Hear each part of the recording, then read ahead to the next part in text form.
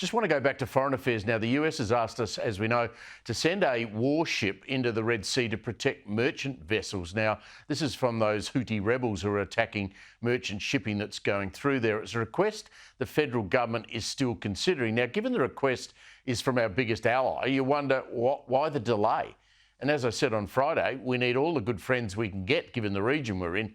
It comes as we've seen recent tensions with those rebels in the Red Sea, and the US Navy apparently now has shot down multiple drones on those commercial shipping lanes. Strategic Analysis Australia Director Michael Shoebridge joins us. Why do you think the government's being so slack in agreeing or not agreeing to provide this ship? Can we not at least get an answer?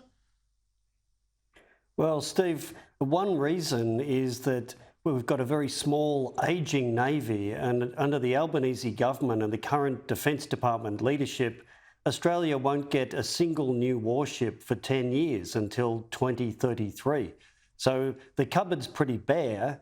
The other reason, apparently, is that the government hadn't had a National Security Committee of Cabinet meeting scheduled, and you'd think that was an easy problem for them to solve. But, you know, the vessels we do have, we've got those 3 air warfare destroyers.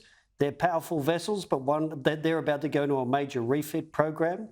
And our 8 Anzac frigates are getting very old.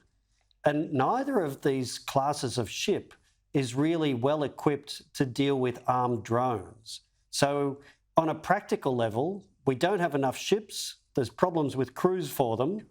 And they're not optimised to deal with the weapons the Houthis have. God forbid we ever have to defend ourselves. Well, you're quite right. I mean, isn't it extraordinary for me to be sitting here saying with a defence budget of $52.6 billion this financial year, our Navy can't send a ship to help secure this key international sea lane because they're not equipped to handle armed drones. So, you know, the anti-ship missiles they have are extremely good, but you know, it's about $1 million a missile to shoot down a $1,000 drone, and you don't have many missiles in the ships. That just seems extraordinary. What is the purpose of these Houthi rebels attacking those commercial ships in the Red Sea? What are they attempting to do? Well, the Houthis, as you said at the start, Steve, are backed by Iran. So the cruise missiles and the armed drones that they're attacking the ships with, and they've also tried to attack Israel with, are supplied by Iran. Like Hamas, the Houthis are Iranian proxies. So Hamas's equipment, whether it's their improvised explosive devices, their rockets, or their drones, they're Iranian supplied too. The Houthis are doing what Hamas hoped Iran, Hezbollah in Lebanon, the other Iranian proxy, and the Houthis were all going to do, which is come out in support of Hamas after its murderous attacks. And only the Houthis have done that, and they're threatening the shipping lane. I want to turn our attention to another matter of national security. The government, it looks like, is not going to stop Abdel Ben Brika, the bloke who, threatened to blow up the MCG on grand final day, was going to attack the nuclear plant in Sydney and other targets, because he believes he doesn't pose a significant enough risk. Do we wear that excuse? No, I think this, I'm saying that under this government where the Navy's not getting another warship for 10 years, well, this area of home affairs under the current government is another slow motion car crash.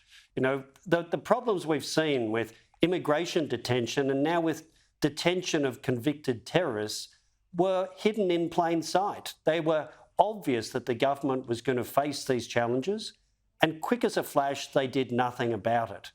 The problem with convicted Islamist terrorists is there's no evidence globally that you can de-radicalise them in prison. In fact, the only evidence we have is that when they come out, they can recommit violent terrorist offences, like that murderous knife attack in the middle of London a few years ago.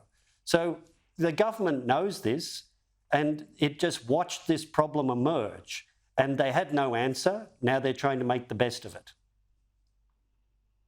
Yeah, they need to get on the front foot about a few of these things. Michael Shoebridge, thank you as usual for your time.